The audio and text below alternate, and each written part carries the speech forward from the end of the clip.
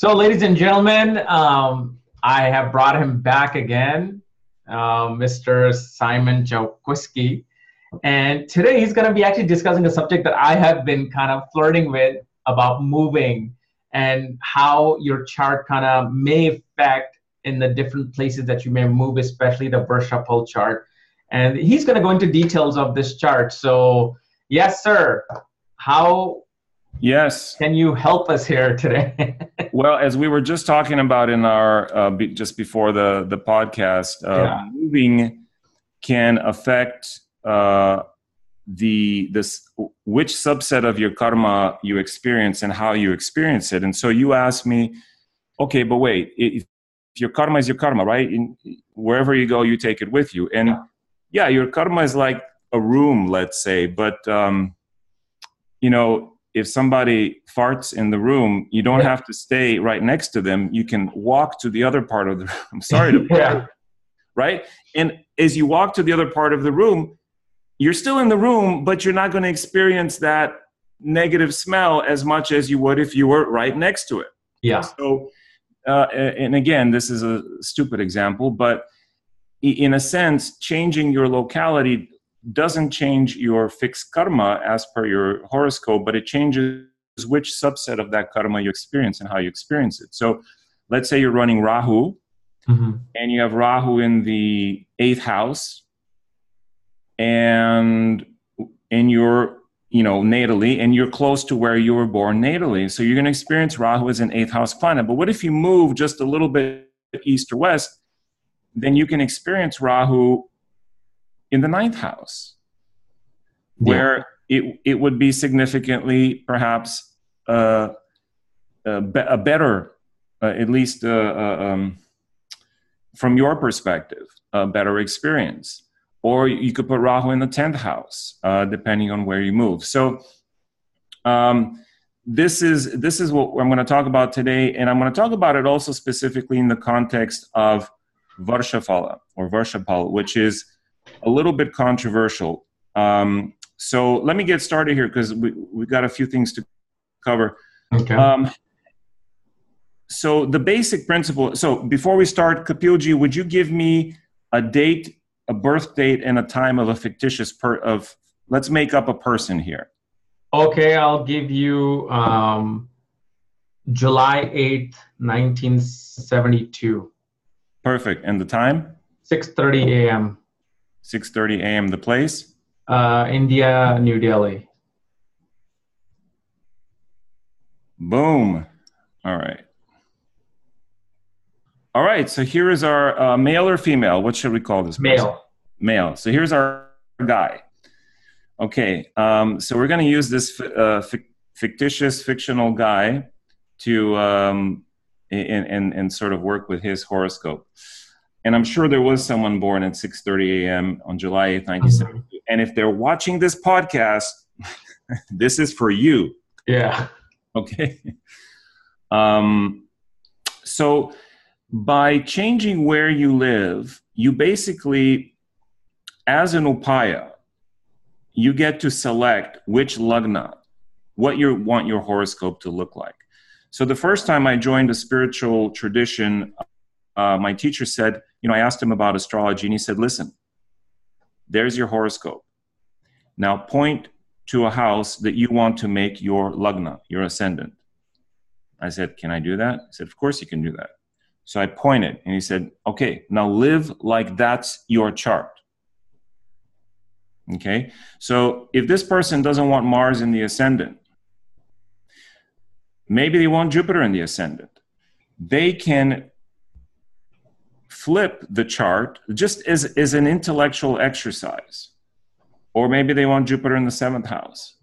They can flip the chart and now begin to live life as if this were their chart. And this was a tantric practice, a tantric teacher who taught me this technique. And the more you live and embody that chart, you become that person. Okay. Now, in the modern times, since we have mobility, we can actually physically move to a part of the world where if we had been born there, that would be our ascendant. Let me show you what I mean. In Prashara's light, there is an option to change your location. And the quick key is you press this F8 and it just comes up. F8, okay, perfect. Yeah.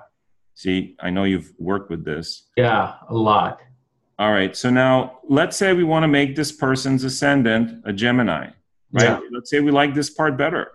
Look, he has a Hamsa Yoga, whereas in his normal chart, Jupiter was only in the 6th house. Yeah. Right? So let's say we want to take advantage of this Hamsa Yoga in the 7th house, a Gemini ascendant. Well, look, right here, let's see if I can blow this up. Gemini Lagna happens for this person. Oh, wait, I changed the chart. Yeah. Let me change it back to... You can right-click on the ascendant and just say rotate chart. Oh. Like wherever the number is, the 1, 2 on the chart, you just... Oh, okay. Yeah, you just right-click on it and then it shows... Oh, okay. Like, yeah, rotate chart right there. Oh, okay, perfect. All right, so this was the ascendant. Yeah. Okay, so let's get out of here. So F8. Yeah. Oh, good. This is a little mini tutorial. Yeah. I've had a lot of experience with this software. Yeah. Okay, what was the time you said? 6:30. I'm just going to put it in. Oh, brother. No, hold on. Hold on.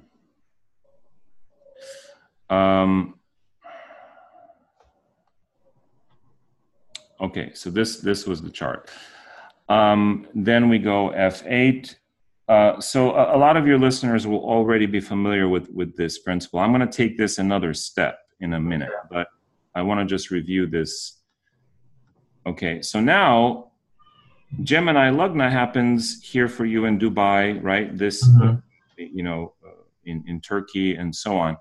And you can sort of look around, you know, Poland, Central Europe, Eastern Europe rather. So once you've identified that, then you can identify which Navamsha.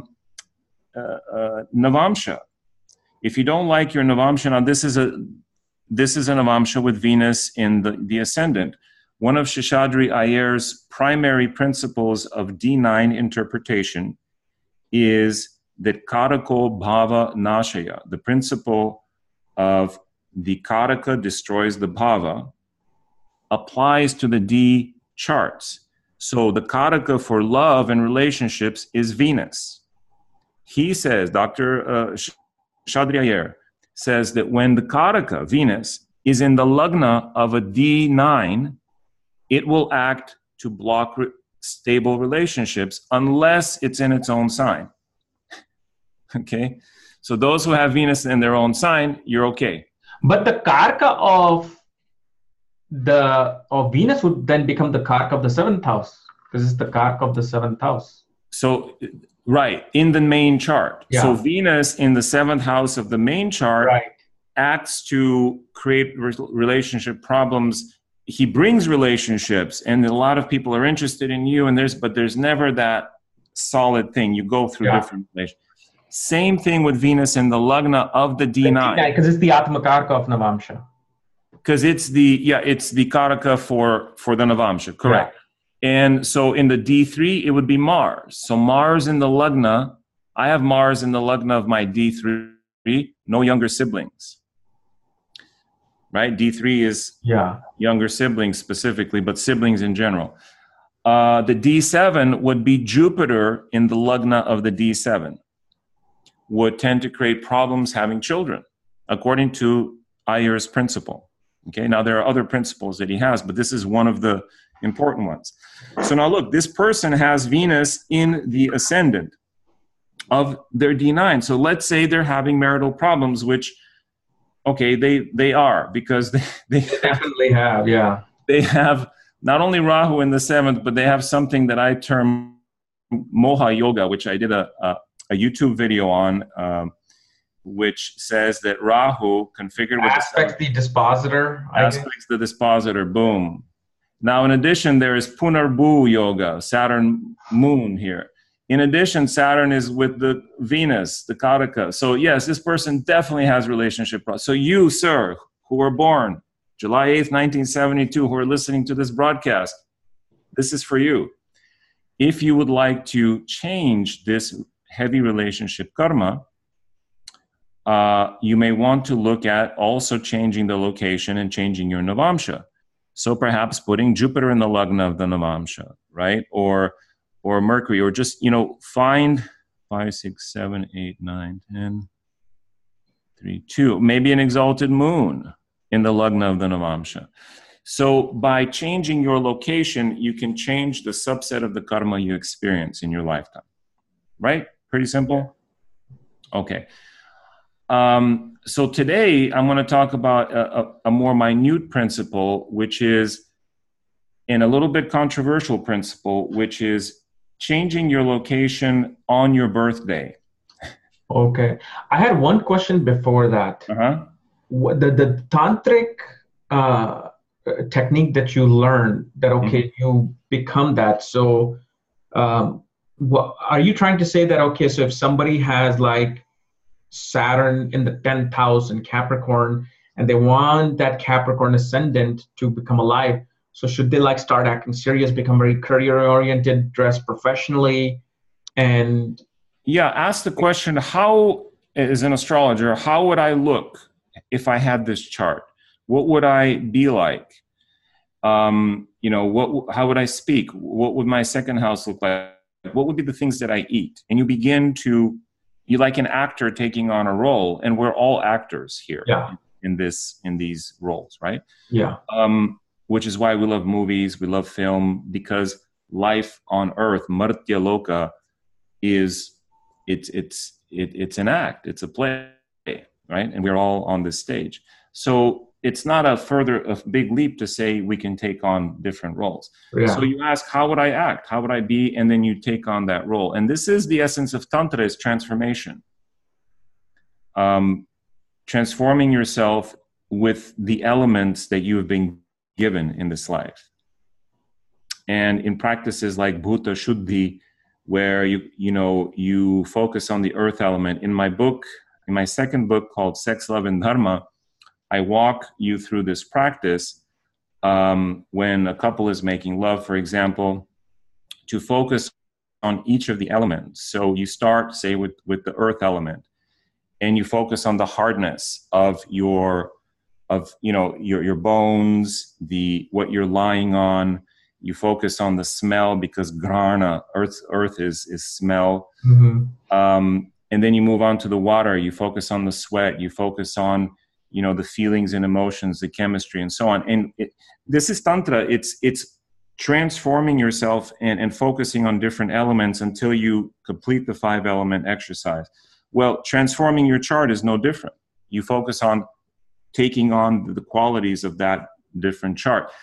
And moving to that place helps you do that. Makes it easier. Mm-hmm. Does that make sense? Yes. Okay, so, and so you can also work on changing your Navamsha for your love life, your D4, so you can get the best property. And you can really play around, if you want children, look at your D7 and so on. But today I'm going to look at the Varshaphal. And let's take a look here at the Varshaphal. Boom. How about this? No. Gosh darn it. There it is.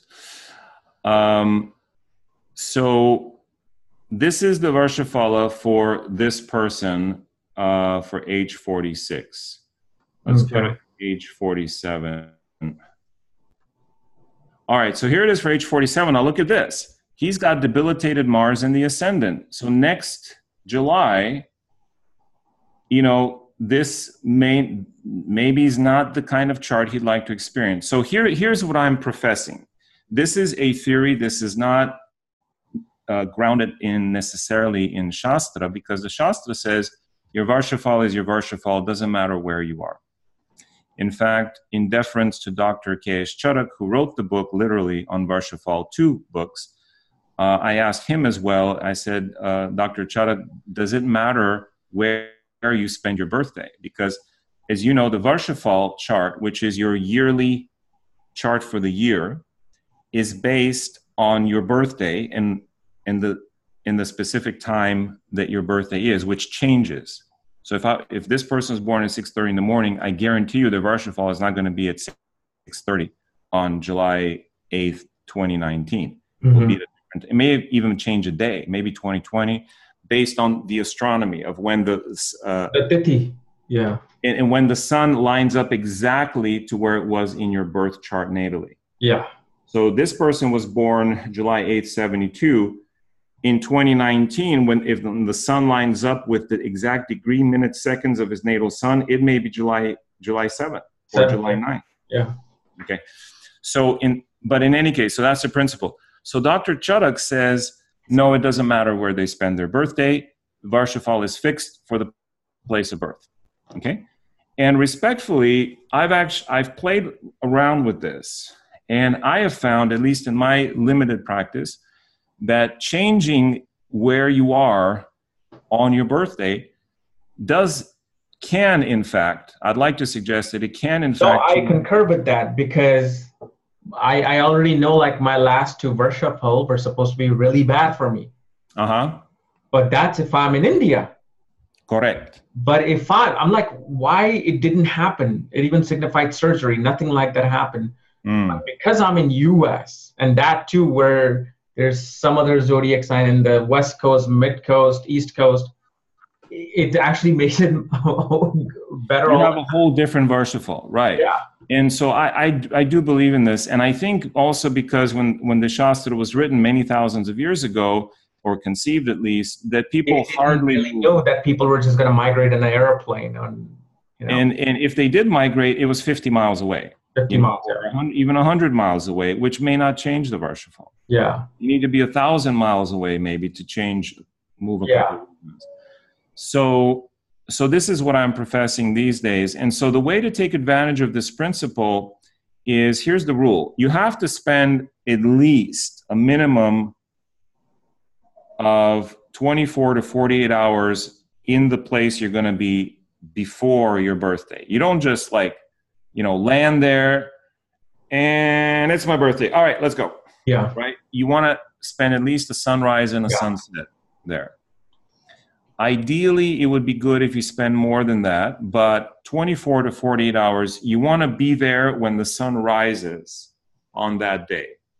So you experience a full cycle, a full rotation of the earth. Okay, that's the first principle. The second principle then is to cast the chart for that place to make sure that you have the placements that you want. Now, also, look at this person's chart. Those of you who don't know anything about Varshaphal, treat it simply as a chart that you would read. Mars is in the first house of health and wellness. Moon is in the third. Saturn in the sixth with Ketu. So maybe some health problems when the Saturn period runs. And by the way, in the Varshaphal, I use the Vimshotari Dasha, basically the moon-based period. And I found that to be very effective. The Muda Dasha, which is, I think, fairly standard. So during a Saturn period, November of 2019, this person is going to experience perhaps surgery, something like this, okay, or at least some health problems, stomach problems. So this is further, so that's how you would read the chart. But a principle in Varshaphal says wherever the munta goes also details what this year is going to be like. And the munta, which is the progressed ascendant, if it's in the 12th house, it's not good. If it's in the 4th house, it's not good. If it's in the 6th house, it's not good. 8th house, not good. I think even the 7th house is not good. So the munta in these places, not positive. So now these are like the mangalic positions in a way. Right, exactly. Yeah, that's a good point. They're the mangalic positions. So the munta placed in house 12 is not desirable. So now, by moving your chart or moving where you spend your birthday, you can experience that differently. So let's pick a good lagna for this person. What do you think would be a good lagna? Libra. Libra. putting Venus, Sun, Rahu in the 9th, Mars in the 10th, giving it Digbala and strength. Yeah. And Raj having, Yoga by Venus. okay. And Saturn is in the Pacha house, so it's much Good. better. As I'm We looking. just want to avoid that 14 degrees of Gulika. We want to keep it at least 2 degrees away from that, so that doesn't have an effect. Perfect. Okay. So now we start to play, because how do we know which part of the world we're going to be able to do this? Yeah. Well, the first thing is we have to see when this Varshaphal actually happened. So to do that, I'm going to click on the report. There's a number of ways you can look. Let's look at for age 47.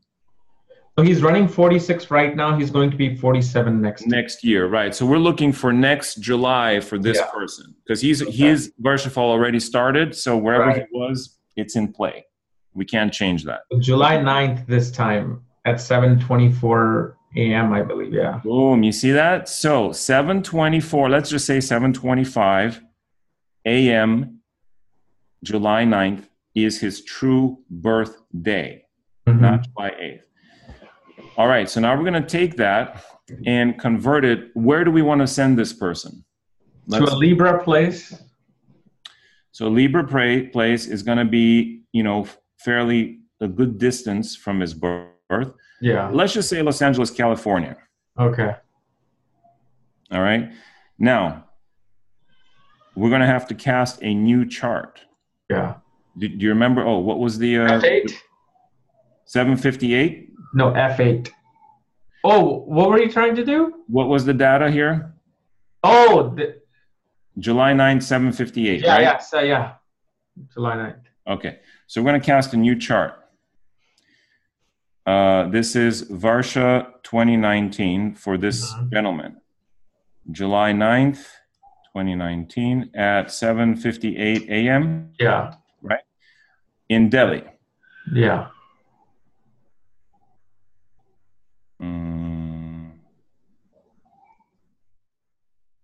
Okay, so that should give us the exact same thing as this Varshaphal. And it's going to look like a birth chart. There it is. Yeah. Right? Now we can play with this and change it to another place. So a simple way to do it, just pick the place. Let's say this person has a chance to be in California. Yeah. California. Los Angeles.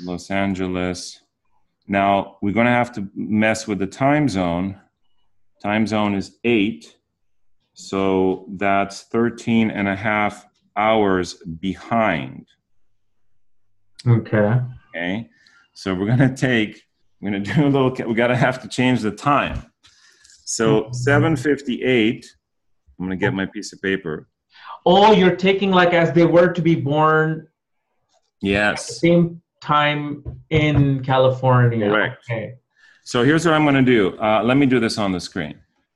7:58 is, so we're going to do 24. So basically we need to subtract 7:58. 12 hours and 30 minutes. Delhi is 12 hours and 30 minutes ahead of Los Angeles. So we're trying to then go back. Currently, but for this it's, oh, there is, yeah, it's 12:30. It's 12:30, right. Yeah. So, yeah, so it's basically 7:58 p.m. minus 30, so 7:28 p.m. Right, on the previous day. Yeah. All right, yeah, so we don't have to do the calculation. All right, so just change it to 7. Working with an Indian time is a little more complex because of that 30. But not that complex. Okay, so 7:28 p.m. Yeah. On July 8th. July 8th or 9th? Because Varshaphal is on 9th. Yeah, but it was in LA. It was. Oh, in LA it was okay, I see. Right? Okay. So this is the hard part. And boom, and there's our chart. Ooh, and that puts Sagittarius on the Lagna. Ooh. So we don't like that. Yeah, don't go to LA. All right, so we don't like that. So what can we do? So we can keep playing with this. So that changed it too much because LA is basically on the other side. So I would probably say then New York. So New York, possibly. Okay, so we're going to add 3 hours, 19, 21, 22. All right. That's a little better. Yeah, so now we have this Aquarius Lagna. But look, where's the Munta gone? Munta is gone to... I don't see Munta. Oh, because you don't have... Well, no, the Munta is going to be in Gemini. So now the Munta is in the 5th house. Okay, it's good. See, so here's our original Varshaphal. No, this is the Prashna, sorry. For the original, the Munta was in Gemini. So it's going to remain in Gemini, but now it's in the 5th house instead of the 12th house. Yeah. Okay, so we've immediately improved our experience of this year simply by moving the Munta to a positive house. Okay. Okay. And so now we have a very strong 5th house emphasis. And you can play around with this. There's also a change time tool in depending on the software that you're using. But play around with this and simply see which parts of the world will activate which Varshaphal. And, I don't have the option to be in South Africa or in Borneo or in Tokyo, Japan. So you have to use the options. You actually do. You're like George Clooney from Up in the Air, man. You're just like, I never see what's wrong. I can get on a plane tomorrow and just be anywhere I want to be. Is that what you're saying? Yeah, I love that. Yeah, that's not entirely. I won't entirely deny that. Yeah. But that's what I was saying. What's your secret? There are practicalities. Well, everything is a give and take. Everything has a liability to it as well. But being a writer, I can do my job from anywhere. So this is the principle, and I encourage your, the viewers to try it out and, in a sense, change how you experience your Varshaphal. Now, let's say this is the chart. Then for this person, during this is how we can pinpoint predictions. Let's go back to that Varshaphal. There it is. We still use the same dasha from the original Varshaphal. Okay, but now it's going to be a new experience of the planetary placement.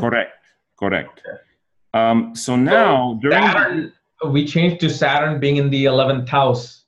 So Saturn dasha. Right, is going to be experienced differently. And so what we also changed is we put Jupiter in the 10th house. Yeah. So I would expect during this person's Jupiter mini dasha within the year that they would experience a positive career-related event. And so they're going to hit Jupiter. So, sir, you who were born July 8th, 1972, October 2019 through the last week of November 2019, you're likely to get a raise or a new positive career opportunity. Right? Based on this new Varshaphal. I just noticed that these progressed dasha are only like a month long. That's it. I thought it was like a regular Vimshotri dasha. My bad. No, well, it is, but it's instead of 120 years, it's 12 months. 12 months, okay. Yeah. So the time period is compressed to within a year. And this is how sometimes we can predict with a fair degree of precision specific events. And I've done this in retrospect using this technique, and I asked the person, like for example, with this technique, if you run a period of a planet in emphasizing the 3rd or the 4th houses, significant events relating to your home, especially the 3rd house indicates a move or a change of residence. Yeah. Or you being away from your home. And so you simply ask the question, during this 3-week period, were you away from your house? Did you move? And this is based on the fact their current place that they're in. And where they spent their Varshaphal, your birthday. So you got to do a little bit of, research on that, pull the charts.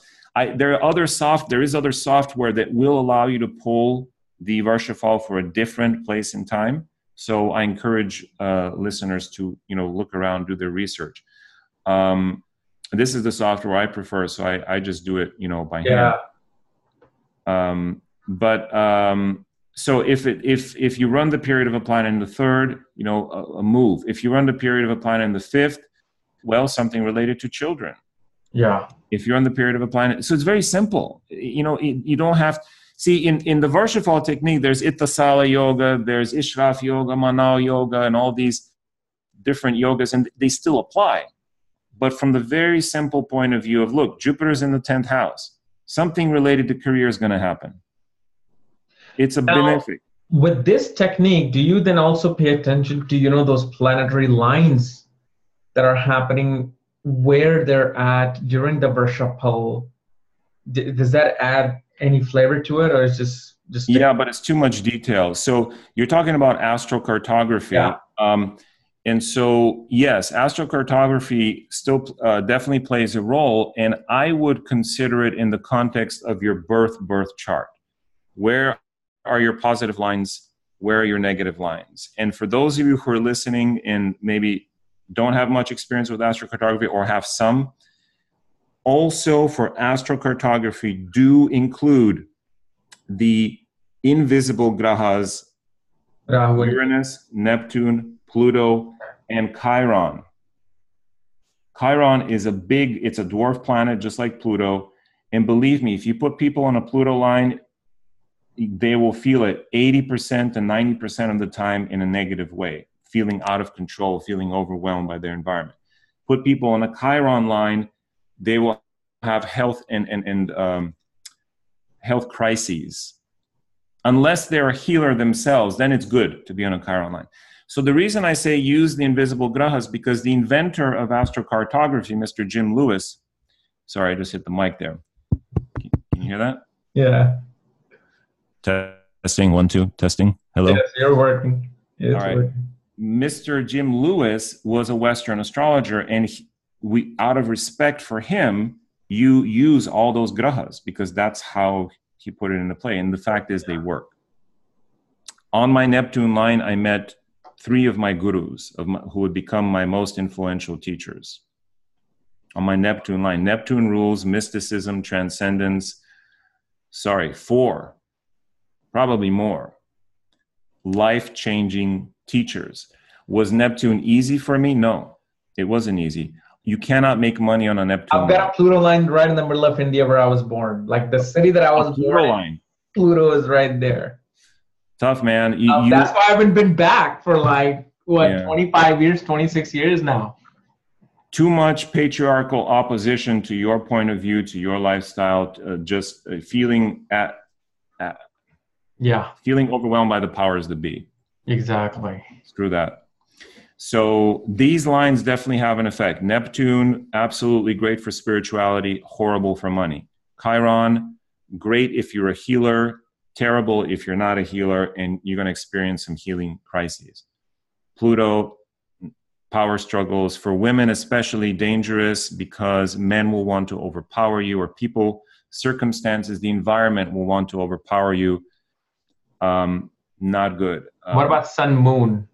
The 2 luminaries. Sun is, Jim Lewis considered Sun very favorable, especially in the ascendant, because it gives vitality, your true expression of who you are. Basically, that means you are going to the place where it was sunrise when you were born. That is very true. Right? So you're experiencing your most sattvic self. Yeah. Sun on the 10th house would be sun at noon. That's where it was noon. Astrocartography has a lot to it. And we can certainly, and the website that I recommend for astrocartography is astro.com. It's a free website. Yeah, that's what I use, the astro.com astrocartography. It's simple, easy, free, So you go to free horoscopes, you click on Astro, click travel. You're going to get this. Punch in your data, boom, boom, boom, and you'll get a map. And you can. And I was even looking at Kapiel Raaj, who one of the biggest astrologers in India, he never enjoyed coming to US. He loves being in Russia, loves being in Moscow. And then when I was looking at the astrocartography, it's like it made sense with the zodiacs and the planetary line on here. So Yeah. you can see it working. This stuff works, man. And like if he's supposed to gain money, he'll gain money, but it's just that he's just not feeling it. He's not feeling good being in that place. And this is a form of modern upaya. And a lot of people ask me, oh, what's the upaya for this? How do you remedy this? And well, so the real answer to how do you remedy this and that is my answer, at least. It's like people ask, going on YouTube to go, how do I fix my broken door handle? How do I fix my electrical system? Oh, how do I do this? They're all different techniques, and you're going to get the best thing to do is get full coverage insurance for your car, and you don't have to worry about it. Yeah. Then when something happens, the mechanic takes your car, they fix it, you don't worry about it. The equivalent of that in Jyotish is worship your Ishta Devata. Do connect with your specific Ishta Devata and follow that. So that's one, listen to your guru. Find a teacher whom you respect, who is the real deal, and 90% perhaps are not quite there yet. Mm-hmm. But if you happen to be blessed to have one of those 10%, then listen to what they say, follow what they say for you, and that's your upaya. Okay? And it may not be what you want. You may want, oh yeah, but just give me a mantra, or just, I should, throw some coins in the river or something. Yeah, that stuff is okay. And it works it's like the YouTube videos, how to fix my door. But the best thing is just get that insurance policy. And that's, having the guru or having your own Ishta Devata, and with your full heart and devotion, connecting with that. Just as Christians do with Jesus, and they give their life to Jesus, as many Vaishnavites do with Krishna, and they give everything, just like Krishna says in the Bhagavad Gita, right? Devote yourself to me and don't worry about the details for your Dharma. That's the best upaya, right? It doesn't mean that the other upayas aren't useful at times, but that's number one. And what we're sharing the thing is, people think of it as a very cheesy upaya. Oh, that's not, give me like something. It's like they want to turn a switch on and the light comes off. That's how they're looking at it, but they don't realize that it's not about turning the light on. You got to collect the wood. You got to collect the leaves. You got to burn the fire and then get the light, which takes work, time, effort. But as a human mentality, we don't really look at, like, even at my early age, if somebody says, oh, worship this God, I'm like, oh God, okay, it's one of those upayas. Okay, never mind. It's not going to work. You see how, going to a mandir in front of a murti and if something's going to happen, please, come on, let me wear some gemstone. Let me do that. But now I realize at my age how powerful it is to do that longer process of devoting yourself to either a guru or some idol, some devata. Anything of those powers are, I'm telling you from my own experience, it's powerful. It is just powerful. It's the best insurance policy, like you said. It's full coverage. Yeah, full coverage. It's full coverage. And it's like, that at certain age and tasha which you're running, you may not get that maturity to do that. You want to just turn the switch on and the AC goes on. Yeah. You don't want to collect a big fan and then fan, because that's what you are to do. The thing is, there's 3 levels to everything. And the first level is the physical, and you can take care of your health, eat a good diet, exercise, and that's your insurance plan for physical karma. You help to avoid physical bad karma. Yeah. And the next level is the environmental. And I do talk about this in Sex, Love, and Dharma as well, is the level of, am I doing my Dharma in the world? Am I in the right job? Am I, good with my friends? Am I loving my spouse? Am I relating? So that's going to cover you at the social level. So people don't out of the blue come with hammers and try to, kick you out of your house. You've paid your bills, all of that. But the highest level is the spiritual. because taking care of that, in a sense, takes care of all of it. Yeah. Because the spiritual prevents the stuff that you can't, like airplane crashing or a tornado or a hurricane, or not to say that people who are caught in these things are not spiritual. I'm not saying that at all, in fact. But working at this level with your guru or Ishta Devata will help you sort of walk through the raindrops of your karma, and it'll help with the other two levels. You still have to take care of your body. You still have to take care of your social obligations, but the highest is your spiritual, and that's the full coverage policy. So with that, I'll conclude this, brief presentation on what is in effect an upaya that I'm sharing, the Varshaphal method. Now, what you said, are you doing your right dharma? Are you doing the right career? Mm-hmm. Are you then simply talking about the 9th house of their lagna? Well, in my terms, it's even more basic. It's down to your dharma type. Are you an educator? In which case, right, with the video that you did with me. Right. Are you sharing your wisdom with the world? Are you a warrior? Are you standing for something? Do you stand for a certain truth, protecting? Are you a laborer? Are you serving something? So we did that other video to talk about that. Now, if somebody's supposed to be an outcast, are you being an outcast? Well, not an outcast, but an outsider who is a reformer, a rebel. Yeah. Right? They are the ones who are outside of the box, and they can see what's wrong with the box. And they go, hey, here's the problem. And they go, oh, how do we fix it? Well, here, I know Ayurveda. I know this.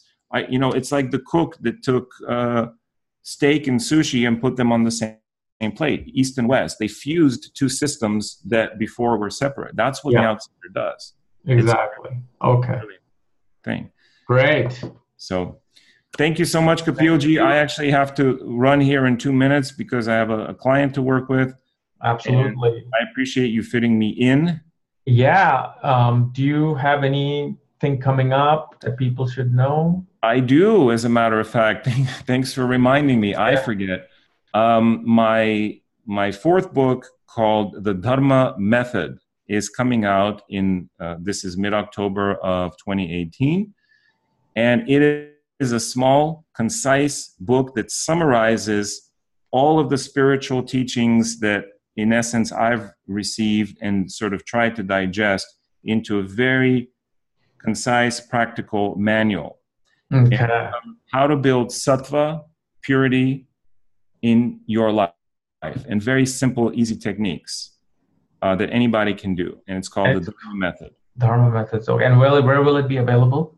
Should be available everywhere. All Amazon. bookstores, Amazon as well. It's published by Inner Traditions. Okay. And look for it. And if you have any questions, people can email me directly. Perfect. Thank you so much, Simon, for coming. Thank you, Kapilji. And by the way, liking the guns, man. Liking the guns. 3 days, man. 3 days. Folks, look. First thing I noticed about him was his arms got swole. That's a technical term for us bodybuilders. He looks swole. Great. I'm going to continue that now. Thank you. Yeah. All right. Take care. Bye-bye. Namaste.